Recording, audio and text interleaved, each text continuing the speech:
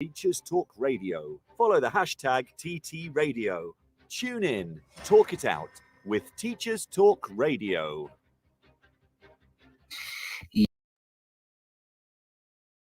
On here, so I apologise if there is some teething issues. Hello, Pamela. Nice to see you messaging there. I hope you really enjoy the show. So, as I say, I'll be discussing the response to the coronavirus pandemic and the impact that it has had on education. Obviously, I would love to hear your thoughts, your experiences, and any ideas really that you've got for moving forward as we move forward back into the old normal. That's something that I can't really believe that I'm saying. There's been so much talk about the new normal, our new ways of working, especially when we went to remote learning all those months ago. Hello, Susie in Kent from in the UK. Nice to have you joining me this evening. So, as I say, we're going to be discussing the government's response to the coronavirus pandemic in education, the way in which that things have been structured. And really, I want to know your thoughts, your feelings, your ideas. And I will be discussing the way in which that another teacher has experienced the return to school and the way in which that they experienced the pandemic whilst we were still all working. So a little bit about me. You have not heard from me before. As I say, my name is Charlie Rosell. My students like to call me Mr. Razzle Dazzle. Sometimes I get a frazzle in there as well after the crisps. But yes, I am a head of geography and I have been teaching now for the past 6 years. I'm going into my 6th year in education. And I still love it as much as I did all those years ago when I became an NQT, now known as the ECTs. So my journey, I came from a relatively normal background in southeast Kent, in a very unknown area really, and went through my secondary school life to work my way to university, something that I never really thought that I would be capable of doing, but I did it. I made use of the opportunities that I was provided with at school, made use of all the help and support that my teachers gave me, and I made sure that I proved not only myself but anyone that really doubted me wrong to go on to university at the University of Bedfordshire in Luton, where I studied travel and tourism. It was a fantastic 3 years, and I learned a lot about the world and where I wanted to go. I've also worked at Luton Airport, which was really, really fun. I worked there for 2.5 years while I was studying. So I've gained some insight into other workplaces. So I haven't just gone straight from my studies into teaching. I have worked elsewhere. So yes, I've lived a very interesting life, and obviously becoming a teacher, that is interesting all in itself. So yeah, it's really, really amazing to be on here tonight and to be able to hold some discussions with you. And I'd just like to say thank you to those of you once again that are listening. So what we are going to do first of all is have a conversation with a former colleague of mine and actually a former teacher. But first of all, I am going to play the adverts and I will be back shortly. Every teacher loves stationery, right? Imagine getting a selection of fun, beautiful and unique stationery items designed and selected especially for teachers, delivered through your door every month. You need to check out teacherslovestationery.club. I'm always so excited when the box arrives. It's such a treat. My Teachers Love Stationery Club box is just a little treat to myself every month. It's always full of delightful and surprising items, including some really good quality stationery brands like Faber-Castell and Stabilo. And because you never know what you're going to get, it makes it even more fun and special when you get it. It feels really great to be supporting a family business that's run by real teachers. I can't help feeling like they just know what I'm going to enjoy using stationery-wise better than I do myself. Visit teacherslovestationery.club and enter the code TTRadio when you buy your first stationery box to save £2 today. teacherslovestationery.club. So yes, hello and welcome back. So I have got Chris who is joining me now. Hello, Chris. How are you doing? I'm fine, thank you, Charlie. How are you? Very good, thank you. Really good for you to join us this evening. How's your day been? First week back, so tiring. So a Friday night radio shoot is pretty exhausting. I don't know how you're doing it. Oh, mate. Well, there's nothing like teacher tired, is there? But we love it. It's all worth it. Absolutely.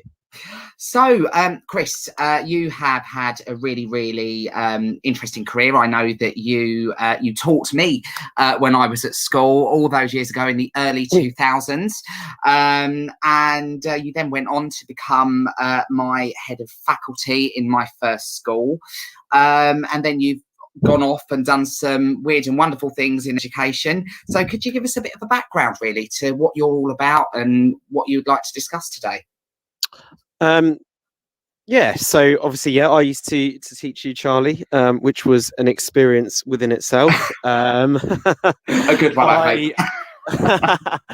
I interviewed you for your first job as well, which was lovely, and being able to employ an ex-pupil and see you progress in the way that you have is a really, it's a great thing to see. I think the reason I went into teaching was, as most teachers do, to help young people and to help provide them options within their life. And it's just so rewarding to see young people succeed and to be able to help them on their journey. So I've worked in a number of different places, done a number of different things. I'm an assistant principal now, which is great and really enjoying. So it's been a journey which continues. Fantastic. And it sounds like obviously very, very rewarding, and it must have been so rewarding to have come across me when I was in my teenage years. I'm not sure rewarding is the word I'd use, Charlie, but it was it was an experience, certainly. Right, we will not discuss that any further. Basically, Chris, what I'd like to discuss with you tonight is just really about the government's response to the pandemic, how your experiences have shaped your thoughts and ideas really about going forward. So first of all, when the pandemic hit, I can remember sitting there in the staff room, and I think it must have been about a week before Boris came on TV and said to us, right, we're locking down, everything is coming to a halt. And I remember everyone saying, no, it won't be a problem here in the UK. It won't hit us. China is so far away, and it's not going to get bad here. And then we found ourselves really quickly in a situation when Boris comes on at 8 p.m. I can remember sitting around my friend's house thinking, oh my word, what is going to happen? And we were then locked down. It was very, very quick, very quite stark. And I think everybody would agree that we all felt very apprehensive. No one could have predicted this. No one could have prepared for the eventuality of everything that happened afterwards. And really, what the impact of the virus has been on the whole world, let alone just Britain. And I suppose in many cases, there's been many mistakes that have likely been made. But as we tell our students, we learn from our mistakes. And I would imagine that is very much the case within government, within politicians' minds.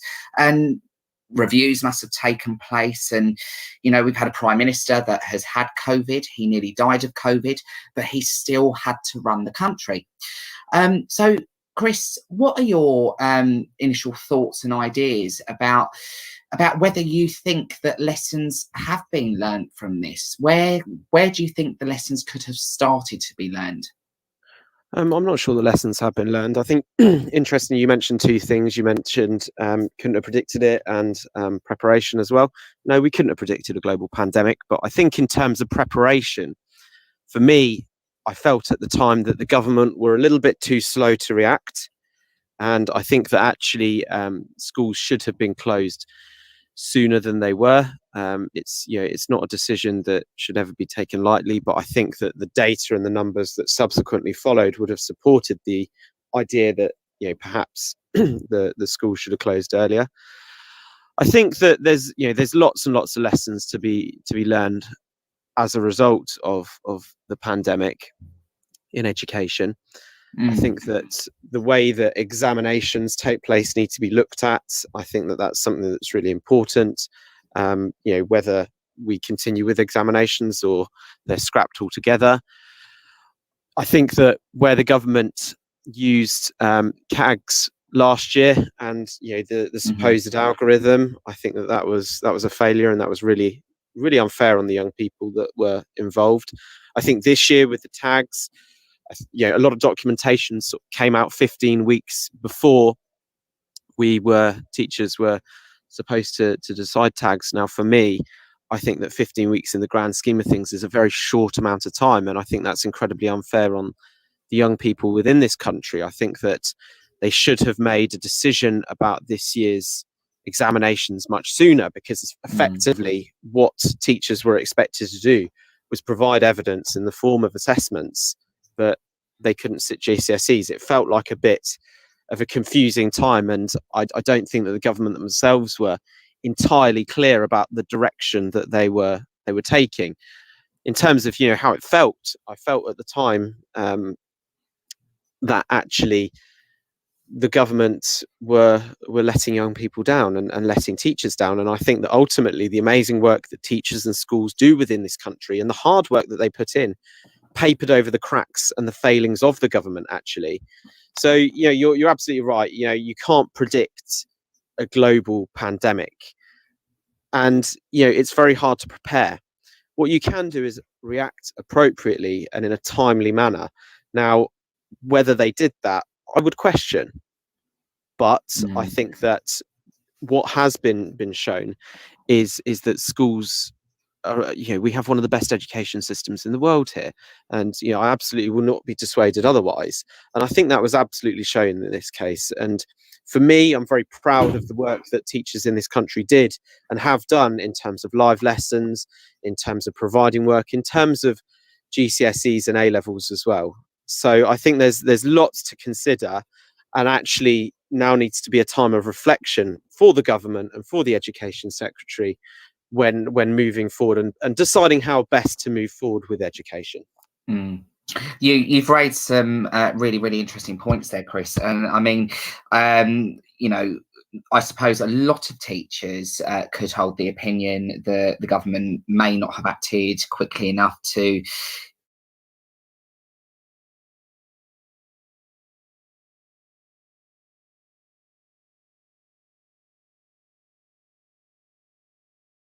thought that they should have intervened with a lot greater haste. But, like I mentioned earlier, in some ways, it's like attempting to stop a flood with a finger in a stream. You plug one hole and another one opens up. We saw this happen very regularly. And I think, I experienced lots and lots of amazing work that went on, as all teachers have around the country. When somebody says that schools closed, we certainly didn't. We had some amazing DT departments making PPE and distributing that to different places, hospitals, doctor surgeries, and the places that needed it when there was a national shortage. We had schools providing food banks. We had schools supporting families in need with doorstep drops. Sorry, I don't mean to interject, Charlie, and you're absolutely right. But all of these things that you're talking about, providing PPE, food, surely this just highlights the shortcomings of the government. If schools themselves, during this difficult time, are having to do those things, then I really do feel like that tells you a lot about the government and their running of the country at that time. Yeah, I mean, I think what I'm trying to sort of do is paint a picture of the things that we had to do, and the amazing things that, as you said, that we should be proud of as teachers, and that we have done to support the communities that we serve. What I would be really interested in, Chris, is seeing how when all of that was going on, when everyone was working to do these things, in what ways did that impact your school? I mean, I imagine it impacted my school in a similar way to many other schools. I think that lost learning is a big impact that was had as a result of this. I think for me, more than anything, it was the anxiety that it caused to our young people and also to teachers as well. It was it's been a time of massive unknowns. It's been a time of disruption. It's been a time of inconsistencies, and a lot of people haven't known where they stand. And I think that that's caused a lot of anxiety to a lot of people. And I think that that's something that the government's going to massively have to address in the future, because there's a lot of young people out there and a lot of teachers out there who are going to need a lot of added support as a result of this, which is something that they really need to put into place. And again, I mention and I talk about the government doing things in a timely manner. Well, they need to stop being so reactive, and they need to start being a little bit more proactive, I think. And now is the time that we need to see this. And we talk about lessons learned.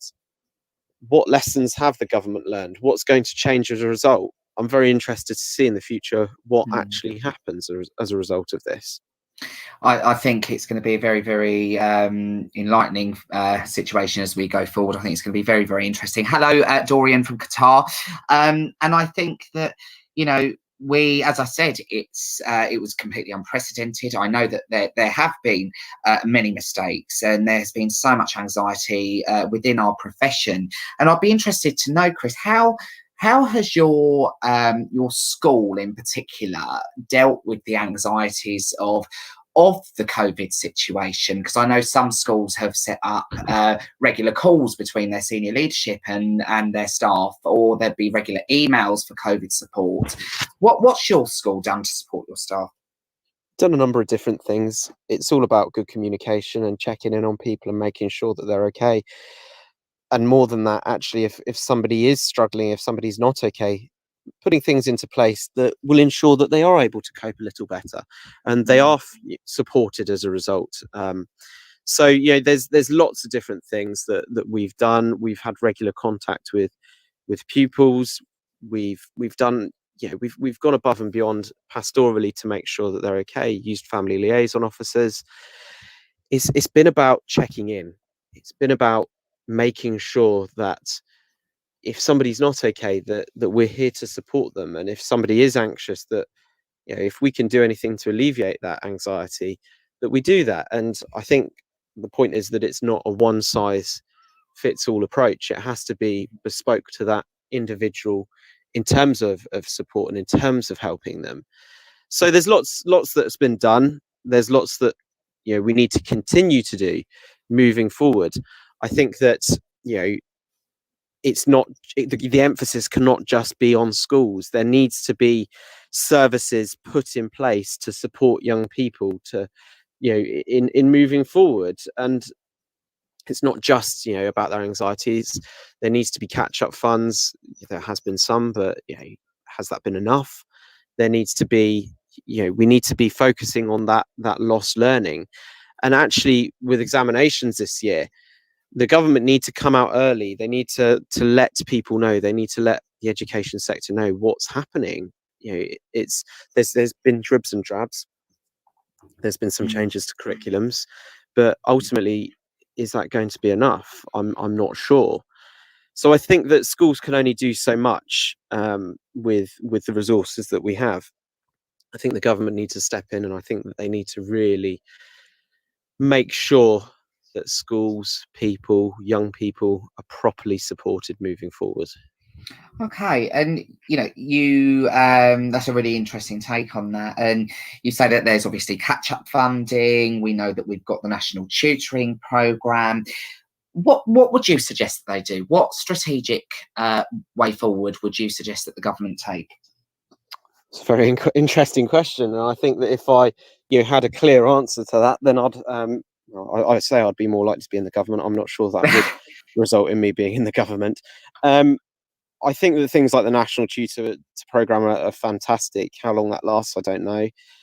I think that the use of academic mentors, I think, there's lots of excellent companies out there. I saw My Tutor advertised on Sky last night. They're a fantastic company within themselves. I think that there needs to be a whole overhaul. I think that there really does need to be a focus on mental health, and I think that there needs to be trained professionals within schools, lots of trained professionals there to support pupils. And actually, I think that the government need to provide funding for that, and they need to really look at what can be done to help people mentally and with anxiety, because ultimately these things, they're potential barriers to learning. And we're absolutely there to help pupils. We're there to teach them. We're there to help them progress, because as teachers, as professionals, we want to give young people options when they leave, either at Key Stage 4 or at Key Stage 5. Any barriers to learning which could prevent that, they need to be put into place sooner rather than later, in order to allow pupils to maximize their potential.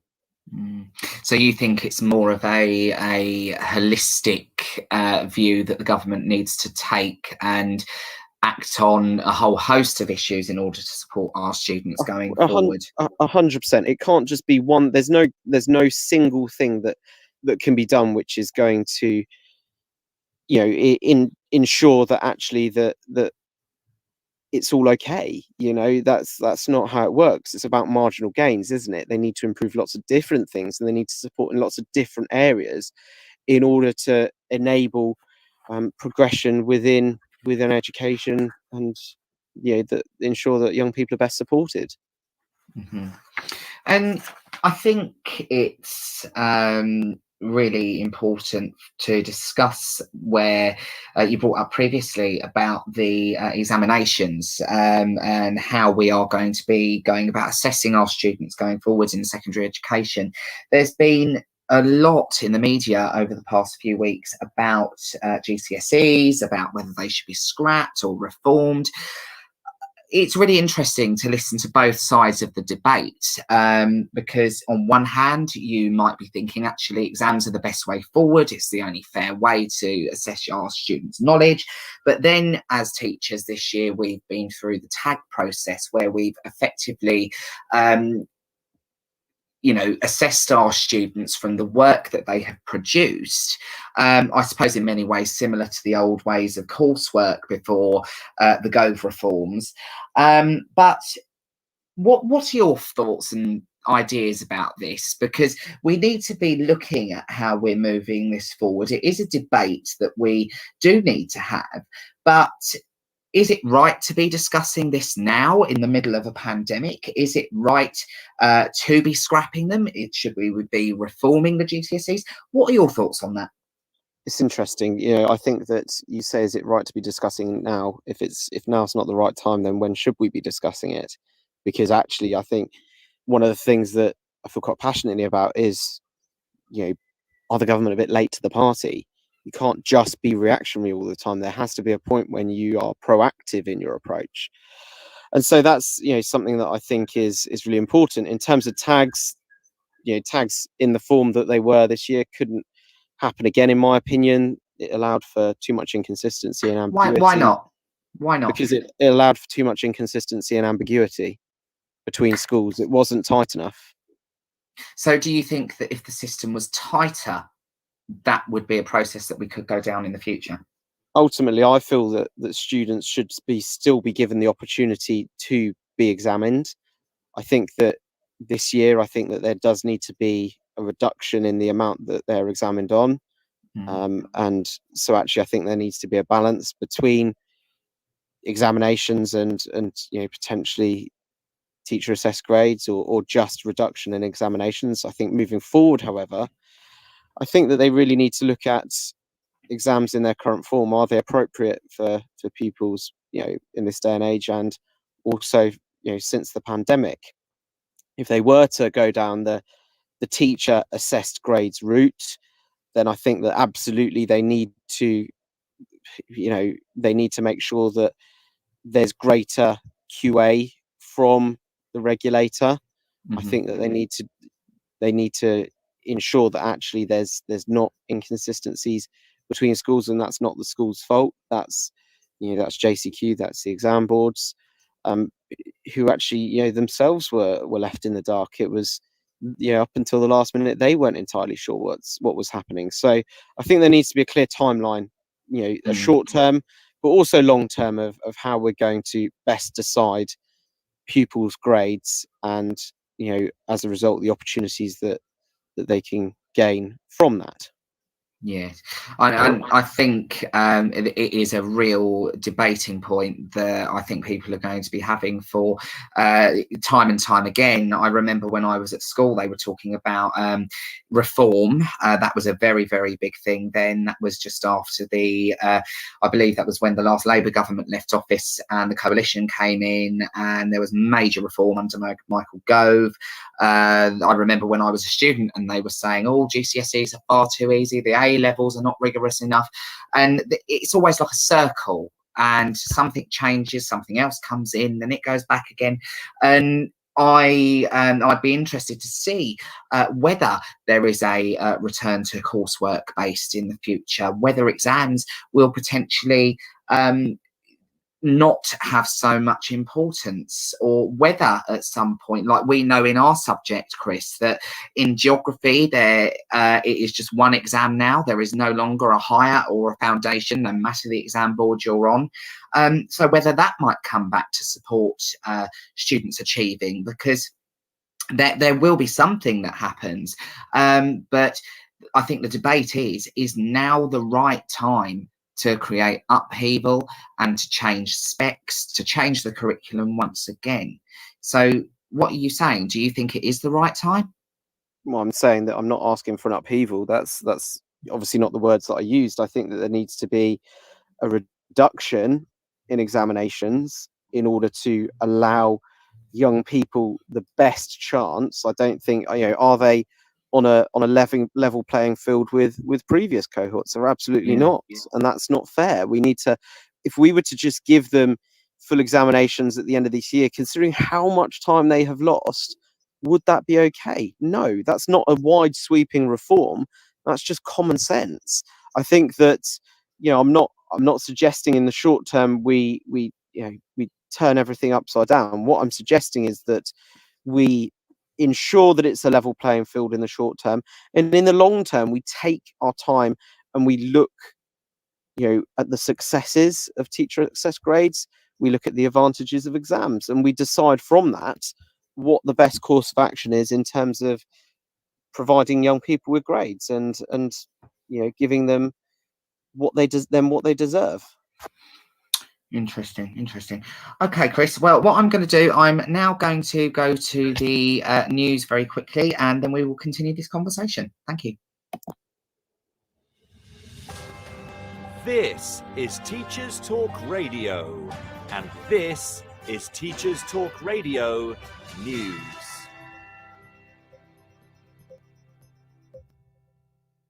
This is your latest Teachers Talk Radio News with Gail Glenn.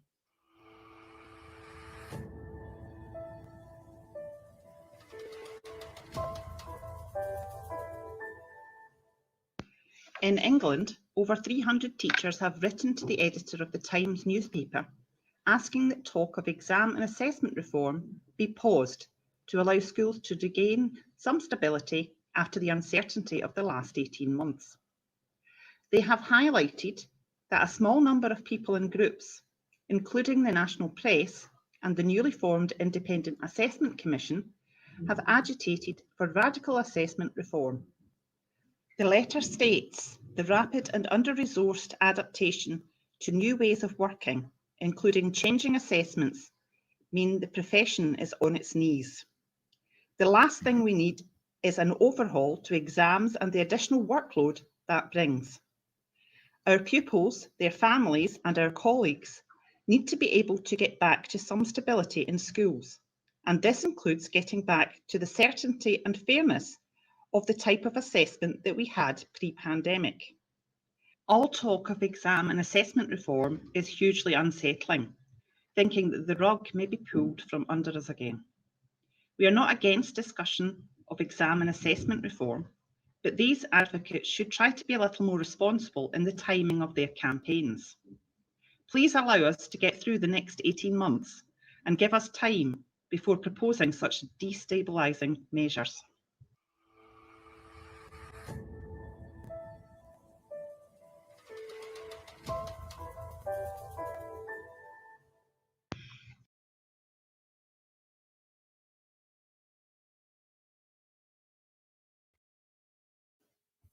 Hello and welcome back to Teacher Talk Radio with me, Charlie Rozelle.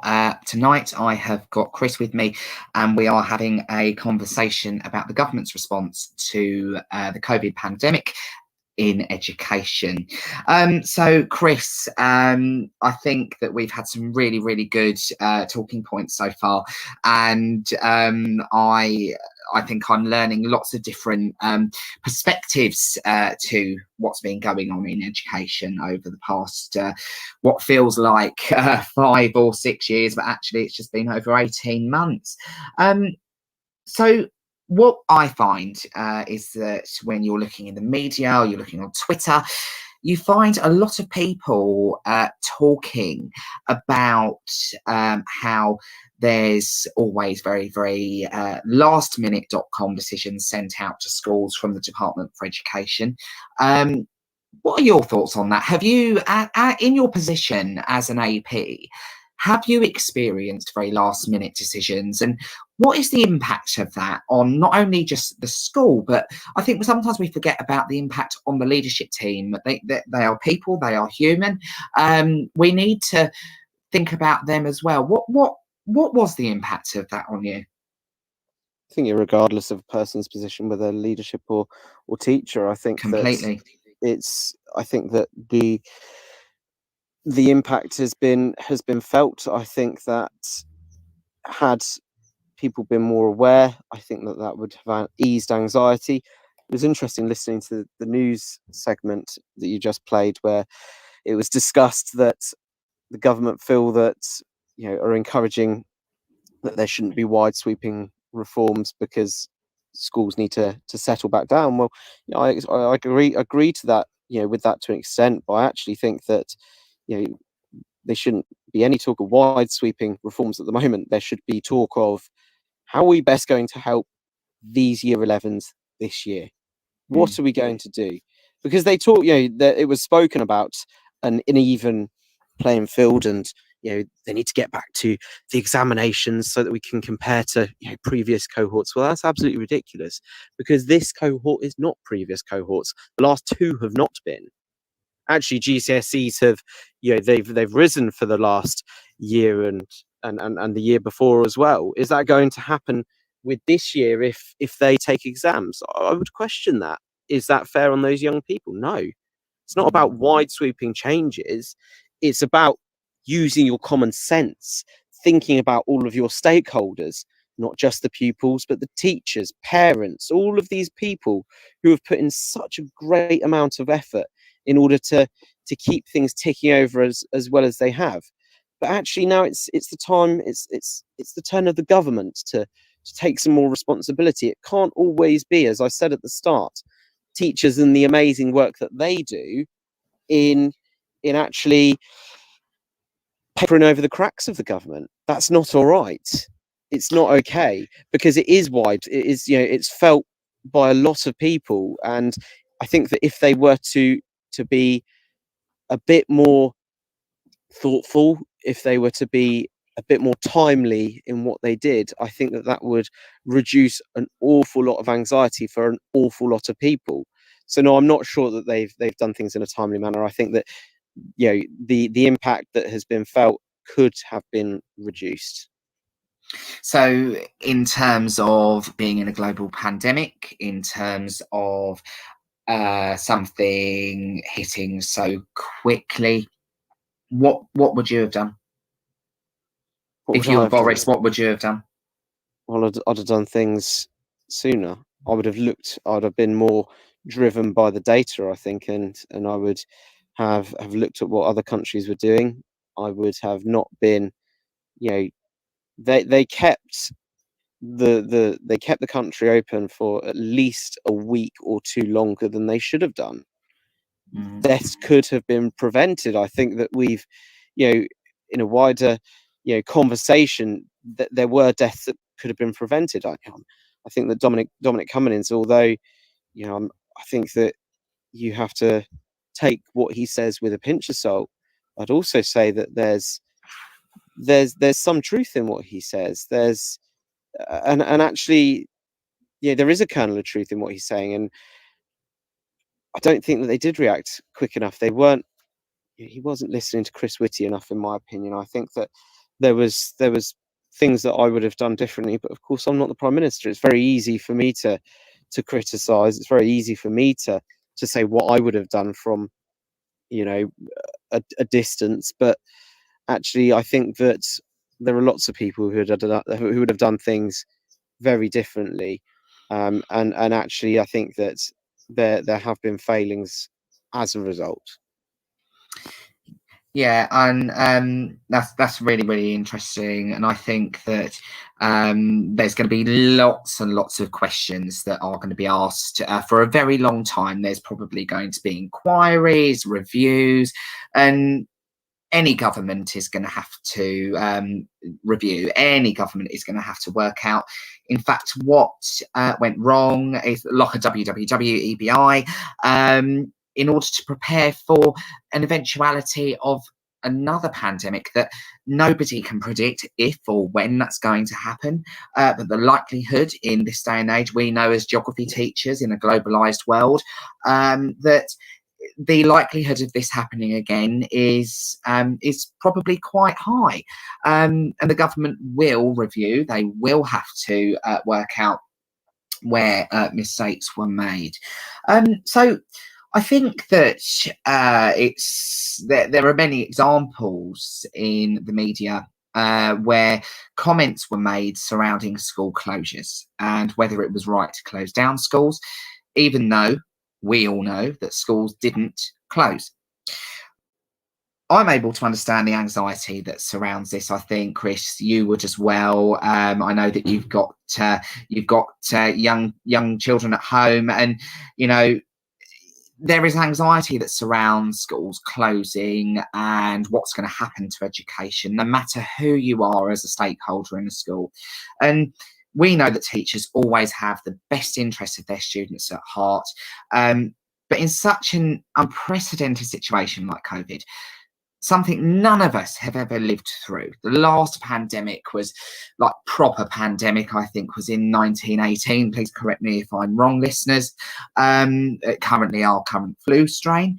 But can we, when we're closing schools, well, when we're saying that they're closing, but we're going to remote learning, can we really hold somebody accountable? Can we really say that they were wrong or they were right to close schools in such an unprecedented situation? Chris, what are your thoughts on that? Not only as a teacher, but as a parent. Well, 100%. People, they're in the government. Of course, they need to be held to account. We're held to account as teachers. So, absolutely, why shouldn't they be held to account as the government will be held to account, in terms of future results? So they need to be held to account in terms of their actions. Of course, that has to happen, and that's something I feel quite passionate about. And actually, they do need a review, but it needs to be independent. There needs to be a degree of separation when deciding whether or not they have been successful, whether there have been failings, and learning from them. So an Ofsted inspection on the government. Absolutely, but I think that there's lots of different things that need to be looked at. I think that as you said, with what went well in your EBIs, I'm sure there's things that they've done well and actually should be praised for. But I think that there's things that they need to improve, and moving forward, there's lots to consider. It's murky waters, Charlie, and it's difficult to see the wood from the trees at times, I think, and that's the same for the government as it is for teachers, as it is for Ofsted, JCQ exam boards, whoever. But absolutely, there has to be clear accountability, and they have to be held to account, and that has to happen, because actually we're in this profession because we want to see young people progress. Well, we're also in this profession because we want to see education progress. It can't stand still. You talk, you're talking about education being cyclical. Well, that's right, and that's good, and that's why we've got such a strong education system, because it is forward thinking. There is changes, and that's a really good thing. We need to continue with that, and actually we need to see this pandemic as an opportunity to really move forward and drive forward, and actually investigate whether or not there should be reforms. Don't make them for the sake of making them. Make them because it's the right thing for the young people that we serve, and that needs to be the point. And that's why there has to be accountability for lots of different people at lots of different layers. Interesting. So, talking about the closures that I say in inverted commas, as we never really closed, how did your school respond to that? Did you provide full training and CPD to your staff for virtual teaching? Did you send work home as worksheets and handouts to students? How did your school go about moving to remote learning?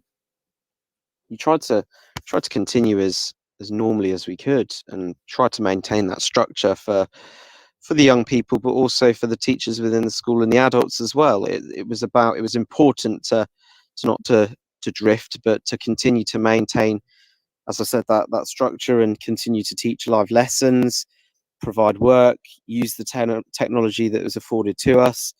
Everybody was, within the school was provided with a Chromebook, which was hugely helpful, and a fantastic opportunity for them. And there were lots of advancements in the use of technology amongst pupils and amongst staff.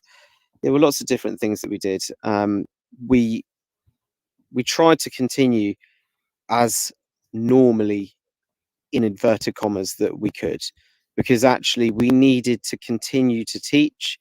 We needed pupils to continue to learn, and that's what we put into place to enable that. Obviously, it was very difficult, because as you know, face-to-face learning is so much easier. It's easier when they're all under one roof and on the same sites, and feedback and assessment for learning and progression, and all of these things are much easier when it's not on the other end of a computer screen. And of course, attendance is difficult as well. So things were put in place to ensure that attendance was high, which it was, in order to continue as normally as we could. And I keep on using this word normally. We wanted to try and not be as affected as we could have been as a school, and as as a profession as well. And that's why I think that teachers, the education system has absolutely risen to this challenge. They've done amazingly. They really have. And to be part of this profession is something really special. Are they as looked after by the government as they should be? I'm not sure that they are. Is that affecting young people? Yes, I think it is. And your one thing I will agree with is that I think that the education system has absolutely risen to this challenge, and I don't think that anybody would be able to disagree with that point, Chris. Absolutely. And something that was really, really interesting that I read today was that some schools in the northwest of England are keeping their COVID bubbles in place. I mean, there's much debate surrounding this, with comments from the NAHT and the other largest teaching unions, they're not seemingly to provide much judgment on whether that they're right or wrong to do this. They're pretty much saying that it is down to schools to make their own minds up for what they want to do, so to have the autonomy to make your own choices. But what has your school's approach been to the bubbles and the full reopening? I know that you opened a lot earlier than us in August. So what was your school's response to the bubbles? Are you still having them? And hello to Monday 043 from Maidstone in Kent. Nice to have you joining us. So, Chris, what was your school's response to the COVID bubbles? School's response to the COVID bubbles was just keeping pupils as safe as we possibly could. And that's what we've done all along, and that's what we will continue to do. It's about ensuring that you limit the spread within a school, and that's absolutely vital. And that's why we why we have testing. That's why, you know, flow tests are given out to pupils, and there's lots of other measures in place in order to keep young people and teachers safe. I think that it's interesting that you talk about whether or not, you know, schools should be forced to keep the bubbles and they have that autonomy, whether they do or don't. I think for me, the proof is really going to be in the pudding and the data as to whether schools should be maintaining bubbles or not. It's going to be very interesting in the next couple of weeks to see whether or not there is a significant rise in COVID cases in the UK, and what the government does in order to try and plateau that and reduce it again. You know, it's going to be very interesting to see what they do. I think that schools needed to be reopened. They absolutely should be. And it's, you know, I'm very keen to know what the consequences of this are and what the government does as a result of those consequences. There's schools up and down the country that are doing absolutely everything they can to keep their young people safe. It gets to the point, however, that it's beyond a school, and it goes much higher and it goes much further. And, you know, when we spoke about schools closed, in my opinion, a week to 10 days too late, that's not on schools, that's on the powers that be, and that was for them to make that decision. So yeah, you know, schools, they absolutely they need some autonomy, but they also need a lot of guidance. I'm not a Chris Whitty. I don't have access to all of the data, and schools don't, whereas the government do. They have a much truer picture of what's going on and a much truer picture of whether or not bubbles should be maintained. So really the guidance and the lead needs to come from them, in my opinion. Interesting. And I think that is that generally is the role of government, to provide a strategic plan for all public services in the situation of a pandemic. So can I ask Charlie? Of course. Do you feel that they've been strategic enough? Do you think that they've acted in a timely manner? What are your thoughts on how the government have reacted?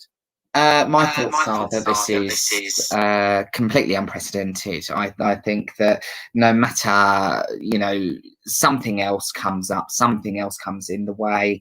You know, it's like when I'm trying to go through my advent calendar chocolate, I can't just open one of the doors. I have to eat all of them. Hence why I had to lose 5.5 stone, Chris.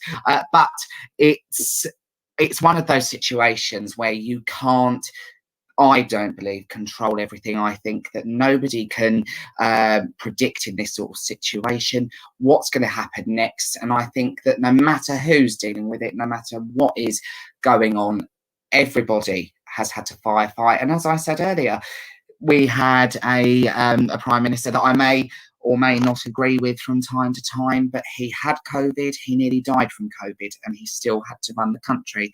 I don't think that anybody is able to say yes for sure or no for sure on anything to do with this. I think it's very interesting to get everybody's views and opinions because everyone differs so much on so many different points.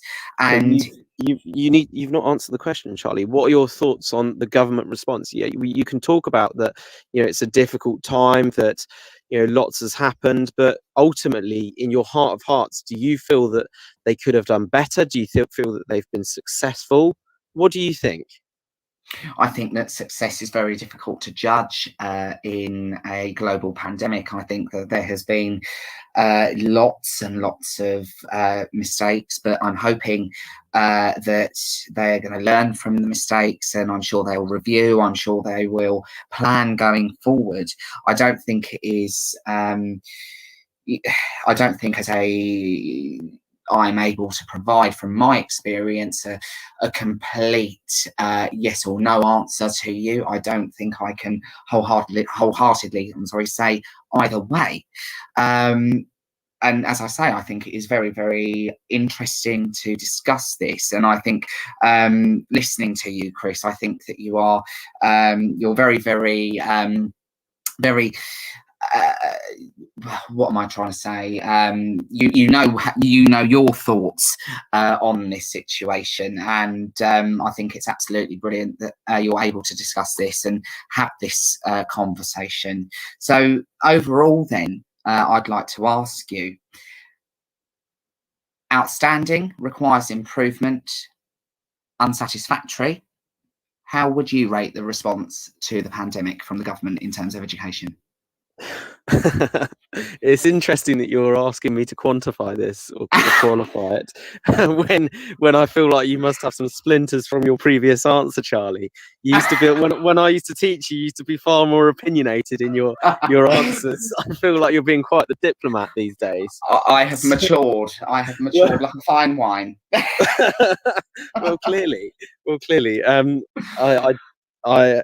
I'm going to give a Charlie Rozelle answer, and I'm not going to answer that. I think that it's one of those where it's hard to quantify. I think that if you were to compare us to other countries, yes, certainly we could have done much better. I truly believe that. I don't think they acted in quite the timely manner that they should have done. I don't think they've been proactive enough. I think now is the time to review. I think that now is the time to ensure that we are reassuring this year's cohorts of examination groups that what's going to happen, so they know moving forward, so there's not that anxiousness for them.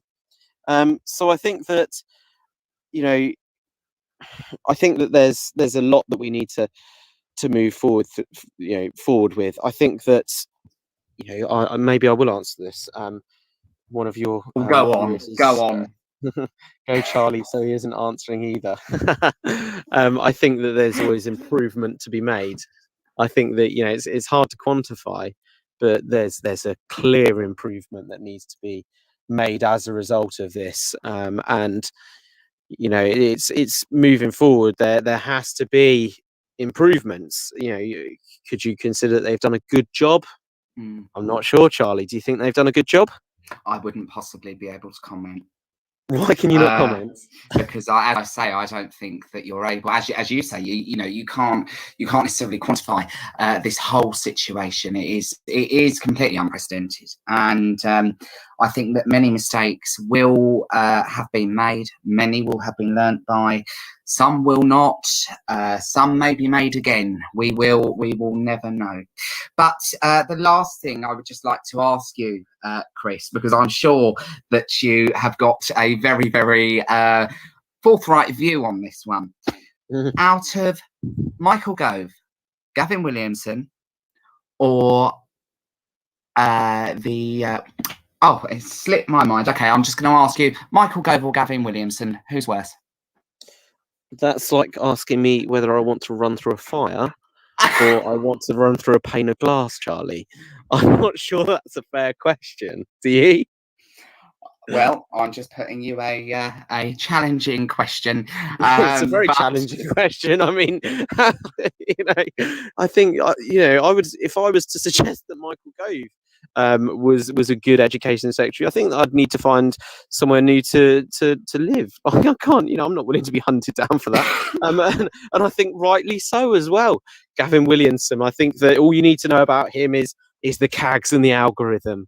I think that did he do a good job with the CAGs and the algorithm? Absolutely not. Was it disgusting the way that he left young people hanging and put them through that? Absolutely. So no, I'm not going to choose between running through fire and running through a pane of glass.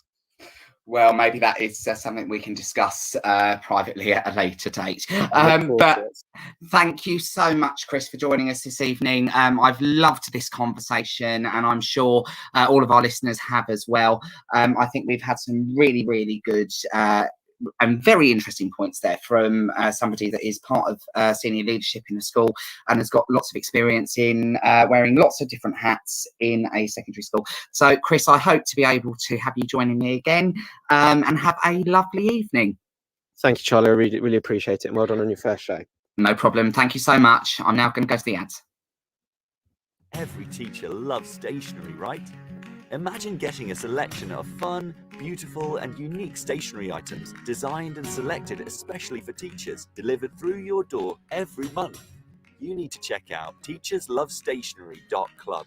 I'm always so excited when the box arrives. It's such a treat. My Teachers Love Stationery Club box is just a little treat to myself every month. It's always full of delightful and surprising items, including some really good quality stationery brands like Faber-Castell and Stabilo. And because you never know what you're going to get, it makes it even more fun and special when you get it. It feels really great to be supporting a family business that's run by real teachers. I can't help feeling like they just know what I'm going to enjoy using stationery-wise better than I do myself.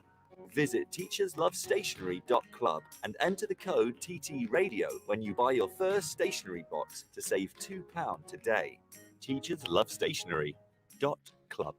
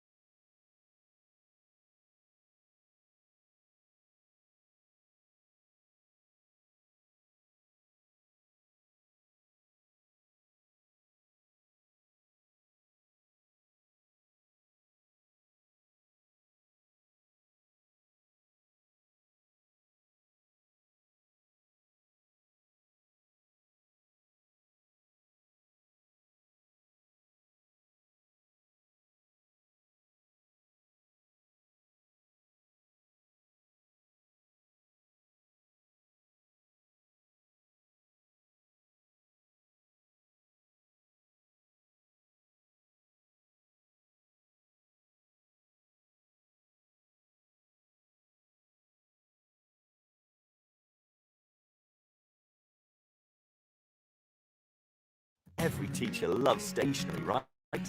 Imagine getting a selection of fun, beautiful, and unique stationery items designed and selected especially for teachers, delivered through your door every month. You need to check out teacherslovestationery.club. I'm always so excited when the box arrives. It's such a treat. My Teachers Love Stationery Club box is just a little treat to myself every month. It's always full of delightful and surprising items, including some really good quality stationery brands like Faber-Castell and Stabilo. And because you never know what you're going to get, it makes it even more fun and special when you get it. It feels really great to be supporting a family business that's run by real teachers. I can't help feeling like they just know what I'm going to enjoy using stationery-wise better than I do myself. Visit teacherslovestationery.club and enter the code TTRadio when you buy your first stationery box to save £2 today. teacherslovestationery.club. Well, that is now time for us to come to one of the final segments of my show today.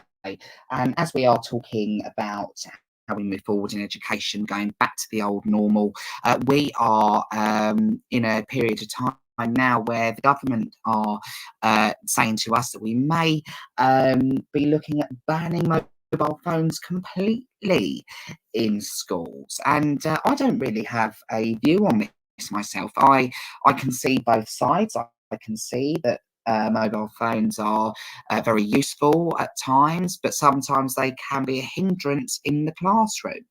So it'd be really interesting to also hear your views on that as well, because we know that young people are glued to their phones. Even I am. I'm 27 years old and I'm glued to my phone, not while I'm at work, but I am glued to my phone when I'm not at school.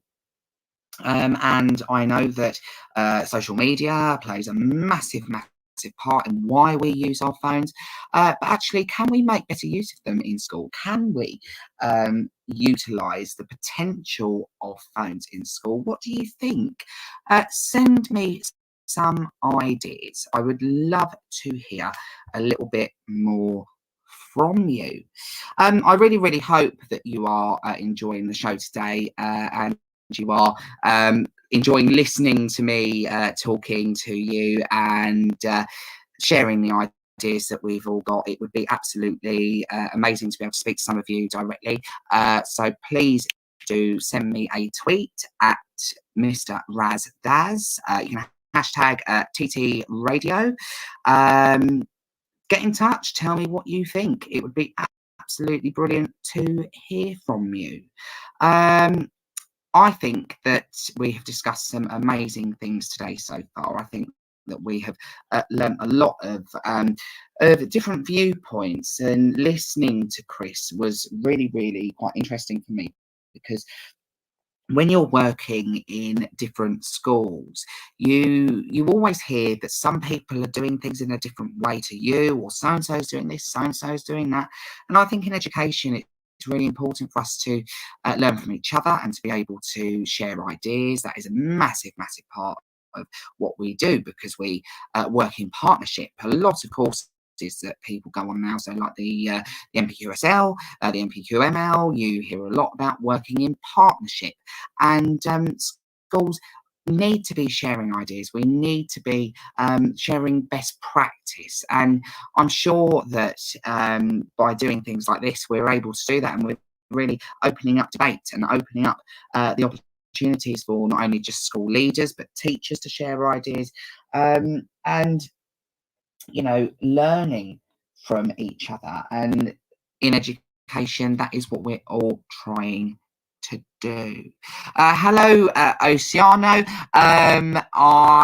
Yes, you can talk to me if you wish. Just call in on the Podbean app. I'm more than happy to take a call from you. Really interesting. Just call in and I'm happy to have a discussion. It's really great to see lots of you still listening, and you know, hopefully gaining something out of your time with me this evening. So I'm just going to get Oceano in. Oh, hello. No, I think. Hello, Oceano. How are you? How are you? I'm doing good. Thank you for asking. No Let me problem. introduce myself who I am. My name is Laba from Algeria, the capital. Oh, hello. I am I enjoy to listen to you.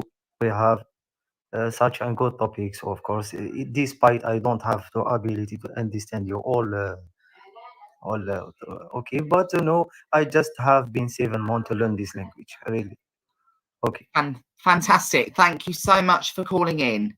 Of course, of course. Thank you. No, I used to use the Hello application to prove my English with. There is a lot of teachers there. Okay, I have been subscribed with someone from Libya. Okay, but no, I don't have.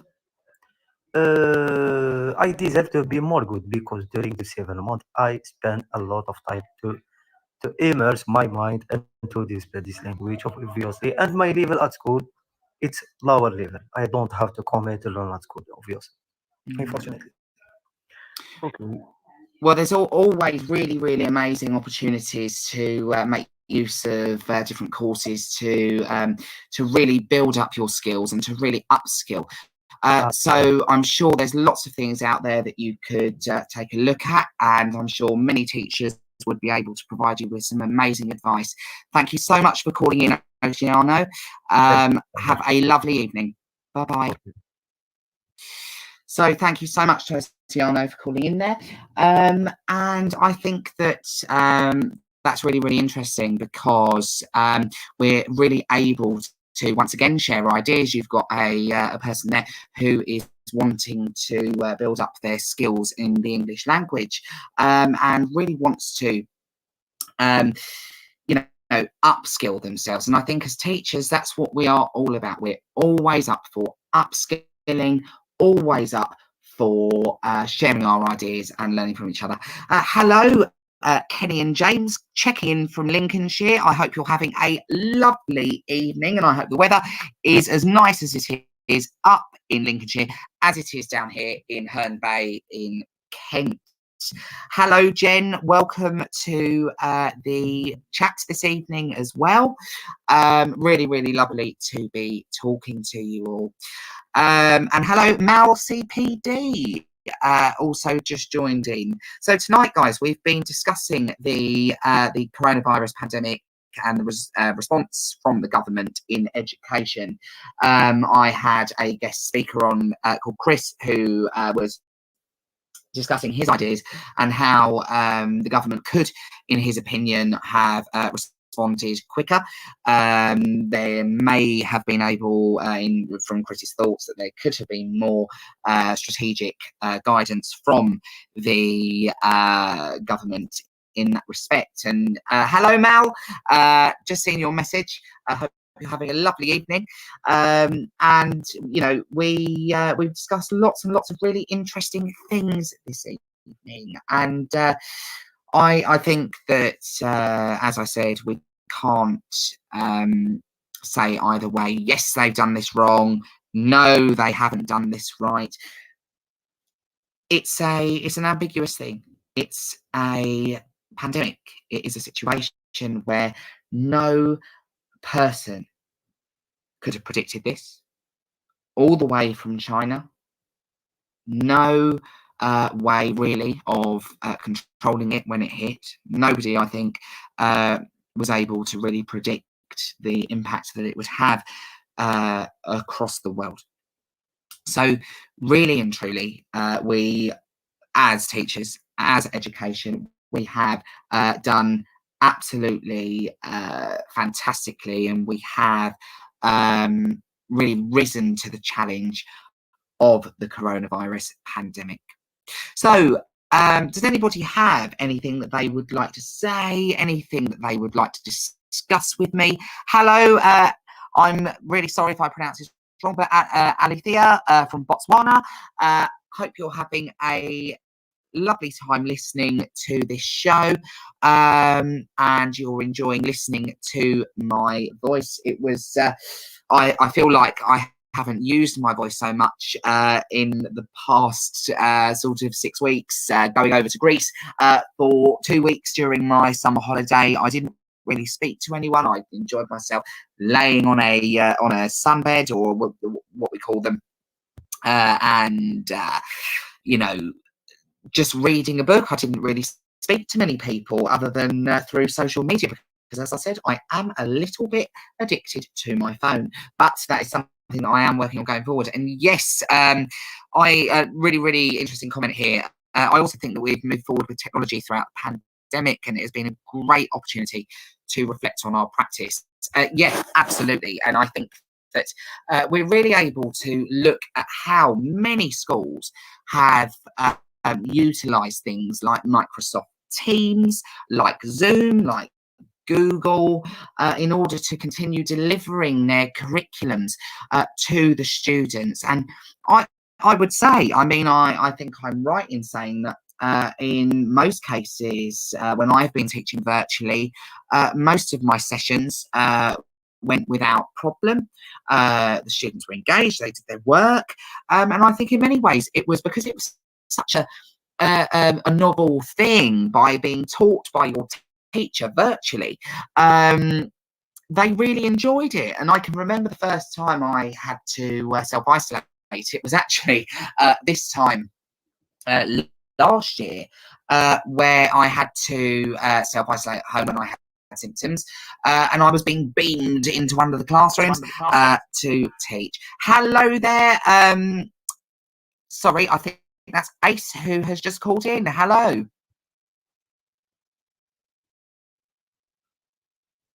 Hello.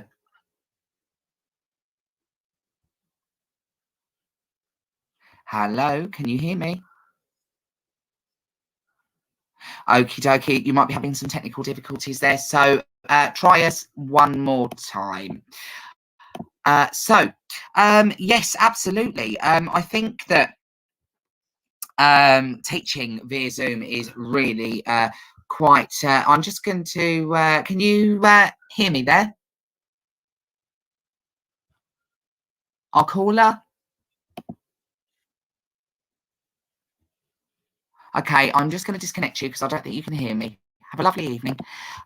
So, yeah, I mean, teaching via Zoom, you're a sixth form teacher, and I think that actually that you're right, that they've been able to develop those skills for the workplace, because this is maybe the way that we're moving forward. Maybe we're moving into a situation where we rely a lot more on video calling for meetings, for decision making, and that can be across all industries. We know that there's lots and lots of different ideas, and businesses are saying no, come back to the office, but then you've got some that are saying no, continue working at home. Maybe this is the way forward, and we are teaching our students how to do that through standard education, through the coronavirus pandemic. How that's really interesting as well. How do you think we need to be educating and adjusting our teaching practice with technology? How would you go about doing that? I'd be really interested to hear what you think. Kenny and James says that she's, or he, sorry, are really proud of my department and school through lockdown. I have never felt more skilled and safe returning to work. I'm loving being back at work. That is a lovely comment there, and I'm sure if your head of department or your school are listening or reading that, Kenny and James, they would be so happy to hear that. So yeah, the pandemic has helped some teachers for a better work-life balance. I think in some ways yes, and in some ways no, I suppose, because you've got some people that are potentially choosing to work more hours whilst they're at home. Some people are maybe finding it very hard to, as you say, distinguish work from home, because you've got the ability to work from your laptop and you've got the ability to just sort of carry on with no break.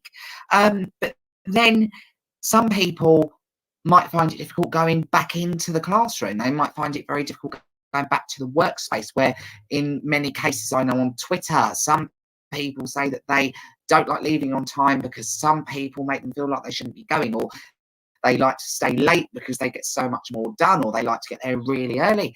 I'm one of these teachers that I like to get there about an hour before school starts, depending on the motorway, on the traffic on the M20, sorry, the M2. Everyone complains about the M25, but I'm telling you, the M2 is much worse. But I think that it's good to try to get yourself to a work-life balance, and I think that I'm very, very lucky. Where I work, staff wellbeing is very, very much at the top of our priorities, and has been ever since I joined, and that has been 6 years ago. And I have to say that where I work, we've always been supported, and always, especially through the pandemic, when I had coronavirus, on the European final as well, it was the first time I've ever really watched football. I've never been into it. I've always been one of these people that used to just sort of sneer and turn away. Oh, football, I don't care about that. But that was because I never really gave it a chance, and that is an education in itself. But I was going to watch the coronavirus. I was going to watch the European final at my friend's house, and thought best do a test, and I came back positive, and I thought, oh, and I was quite unwell for a few days, and my colleagues and my school were just so amazing. Phone calls every day, checking up, just genuine care, and that is absolutely what the system needs. We need genuine care. We need to be looking after each other, and as I say, I am so lucky. What do you think? What was your experiences during that? Have any of you had COVID and experienced some amazing wellbeing practice from your school? It'd be really, really interesting to hear your experiences. So, in terms of the last thing that we're going to talk about, because we're nearly at the end of my first show. Thank you so much once again for listening. In terms of how you think we need to be educating and adjusting our teaching practices with technology, in what way? Tell me what you think. How? What do you think? It's really, really interesting that we're discussing this, because I think technology has a massive, massive place in our education system, as long as it is utilised properly.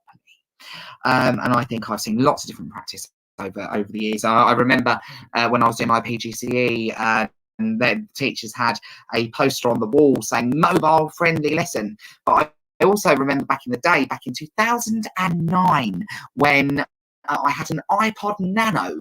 This was the Nano before the one that had the camera built into it. It still had the spinning wheel. And we were just sort of allowed to listen to our iPods, listen to our music. I remember listening to, must have been when Timbaland was at the height of fame. We were sort of, technology wasn't really regulated in schools then, from what I can remember. But yeah, I mean, you're saying that you also think students really missed out on gaining cultural experience during the pandemic, and that is a massive, massive thing. Cultural capital, a hugely important part of students' experience at school, part of the Ofsted framework. And hopefully now we're able to move back into a situation where we can start getting students back out there, seeing the world. I know in my department, we want to get the kids out. We want to be taking them to some amazing places. One of my team was regularly telling me about all these amazing places that we could be taking them to. And it is so important that we get these cultural experiences back in and rebuild that cultural capital. Because not only is that what Ofsted are going to be looking for, I know that we don't just do things for Ofsted, but that is a big part of an inspection. And it's also so important for the life chances, the experience, and frankly, the well-being of young people in order for them to see the world. And there was a study a few years ago that I remember reading when I was doing my dissertation about ensuring that people were able to visit different places and travel, because it really helps build them up as well-rounded human beings. And that, I think, is the main reason why we are in the jobs that we do. So, oh yes, absolutely, bring on the pantos. I'm not sure whether I will be one of the ugly sisters this year.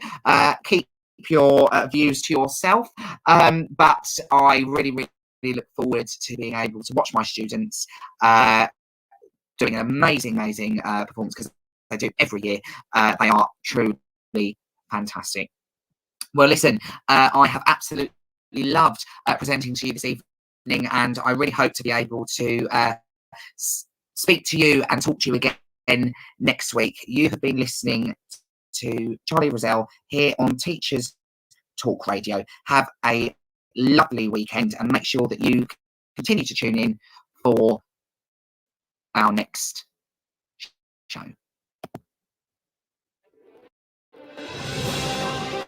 You've been listening to Teachers Talk Radio. Tune in live and listen back at ttradio.org. We look forward to hearing from you next time on Teachers Talk Radio.